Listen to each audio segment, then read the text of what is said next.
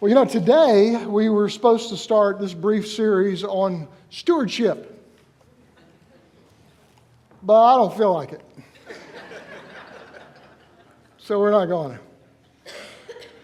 Instead, I want to read to you, this is from the prophet Isaiah in chapter 40.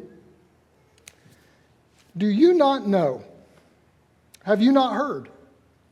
Has it not been told to you from the beginning? Have you not understood since the earth was founded? God sits enthroned above the circle of the earth, and his people are like grasshoppers. He stretches out the heavens like a canopy, and he spreads them out like a tent to live in. He brings princes to naught and reduces the rulers of this world to nothing. No sooner are they planted, no sooner are they sown, no sooner do they take root in the ground than he blows on them and they wither, and the whirlwind sweeps them away like chaff. To whom will you compare me? Or who is my equal, says the Holy One? Lift up your eyes and look to the heavens. Who created all these? He brings out the starry host one by one and calls forth each one of them by name. Because his great power and mighty strength, not one of them is missing. Why do you complain, Jacob? And why do you say, Israel, my way is hidden before the Lord, my cause is disregarded by my God? Do you not know? Have you not heard? The Lord is the everlasting God, the creator of the ends of the earth. He does not grow tired or weary, and his understanding no one can fathom. He gives strength to the weary, he increases the power of the weak. Even youths grow tired and weary, and young men stumble and fall. But those who hope in the Lord will renew their strength. They will soar on wings like eagles. They will run and not grow weary. They will walk and not be faint. Most everybody's just tired. Some are physically tired. I think everybody's emotionally tired. We're just tired. I keep every sermon I've ever preached is in an open file that I keep by the window in my office at home. And so during the storm, the rain was really coming down hard. The wind was blowing really hard, and it was whipping the rain up against the window. And Cindy said, you might want to move those away from the window. And she went in there to check for me, and she came back and she said, well, don't worry, your sermons are as dry as ever.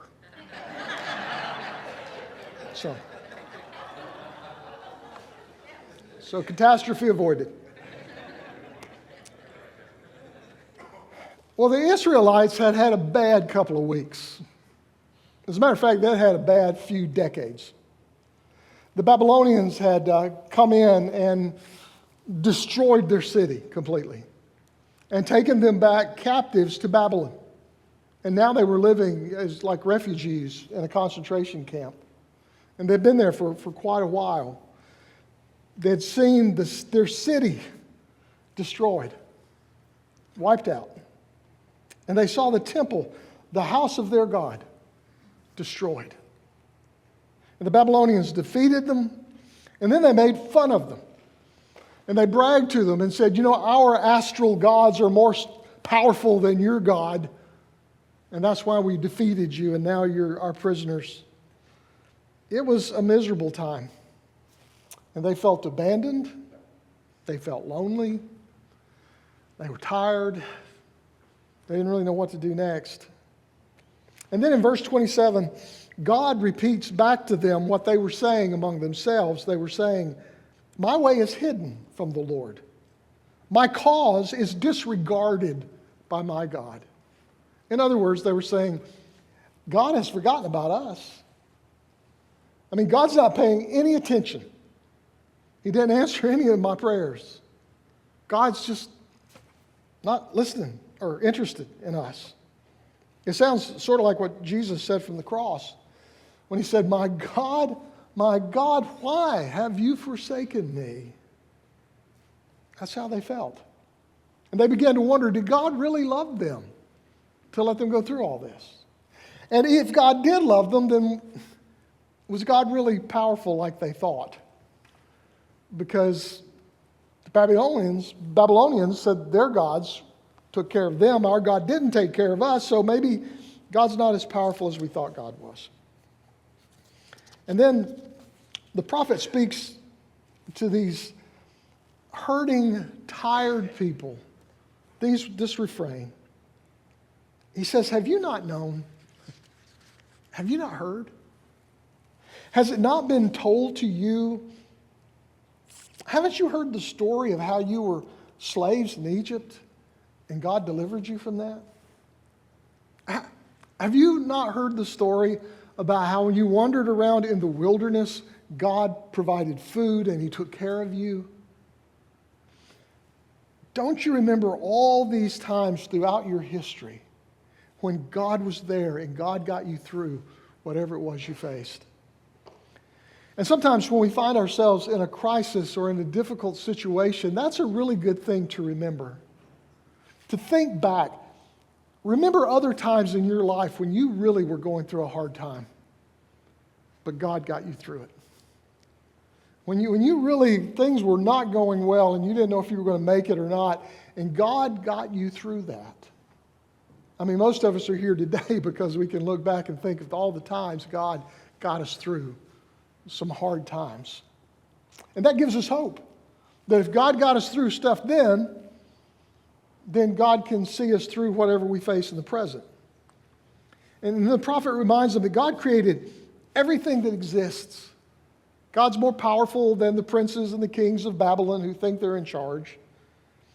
The people who are oppressing them will not have the final word, but God will have the final say. And then he asked them, he says, why don't you go outside and look up at the stars? Every night, God brings them out like a shepherd, one by one, and counts them, and none of them are missing. And this is really interesting that he says this because the Babylonian gods were astral gods. They worshiped the stars.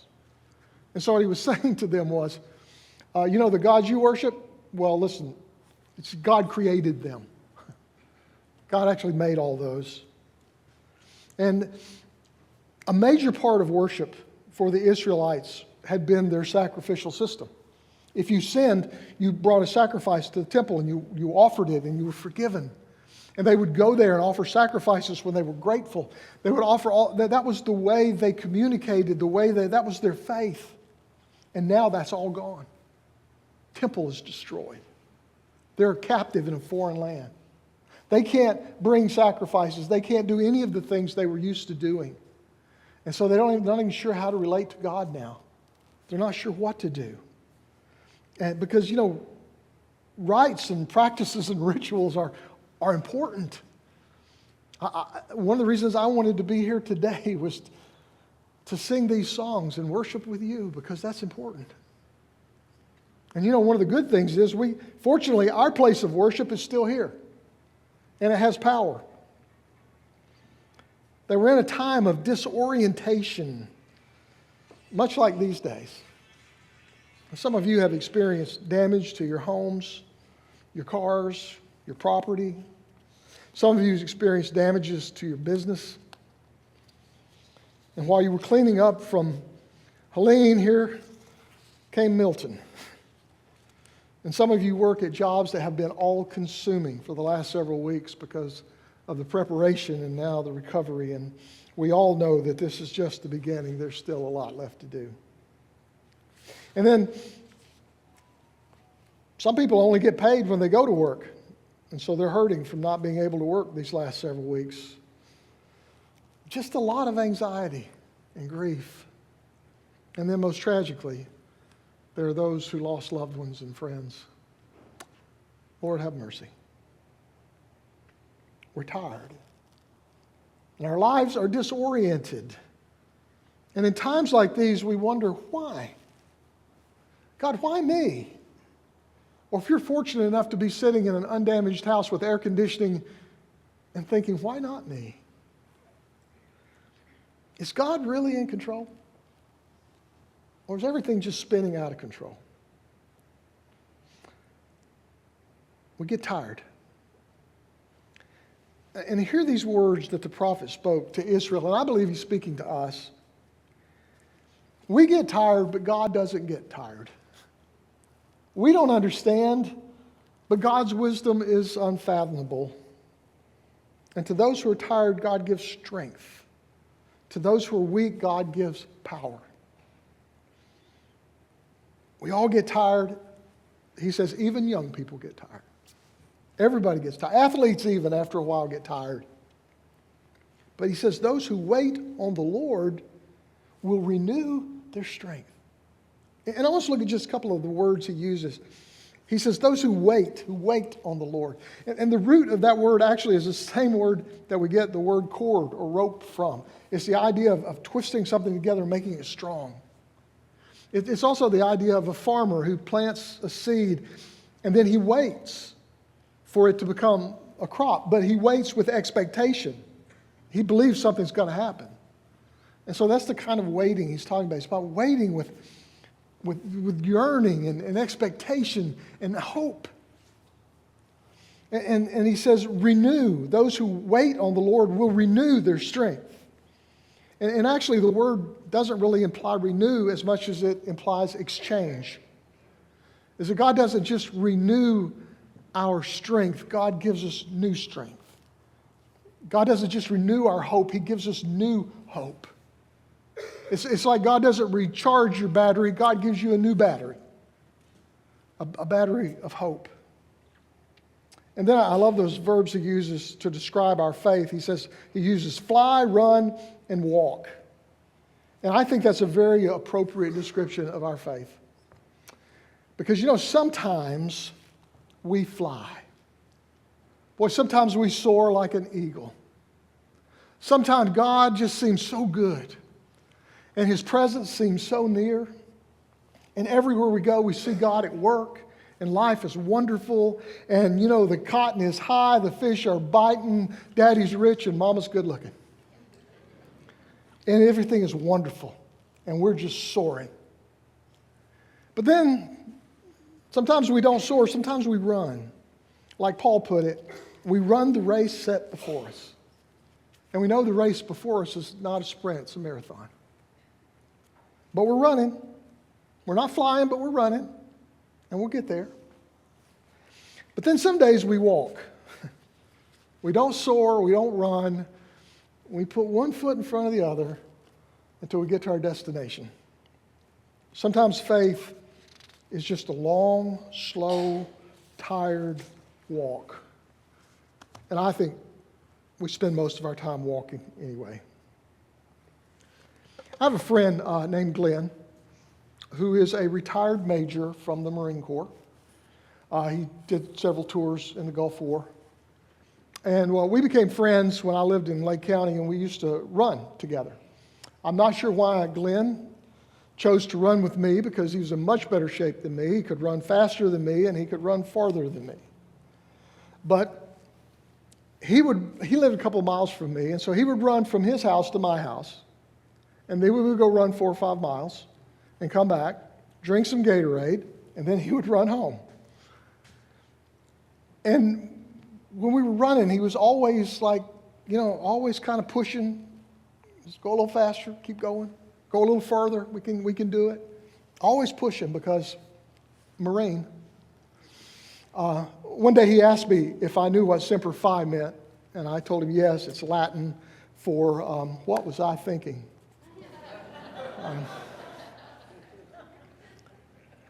But we would be running, and I would get tired. And I'd start slowing down. And Glenn would be right beside of me. He would look over at me, and he would say, just keep putting one foot in front of the other. Now do it again. Now do it again. Now do it again. And he chanted that as we ran down the road. Now do it again. Now do it again. Now do it again. And so I just kept putting one foot in front of the other and doing it again and doing it again. And I would get tired, but I never doubted that I was going to make it. I was going to get to the end because he was right there encouraging me the whole time. It didn't take me long to figure out why soldiers would follow this guy. But he just kept saying it. Do it again. Do it again. You're going to get there. Do it again. I'm not going to lie. When I ran with Glenn, I was often tired. I never doubted for once I was going to make it. Sometimes life gets hard and we get tired. But remember, God is with us.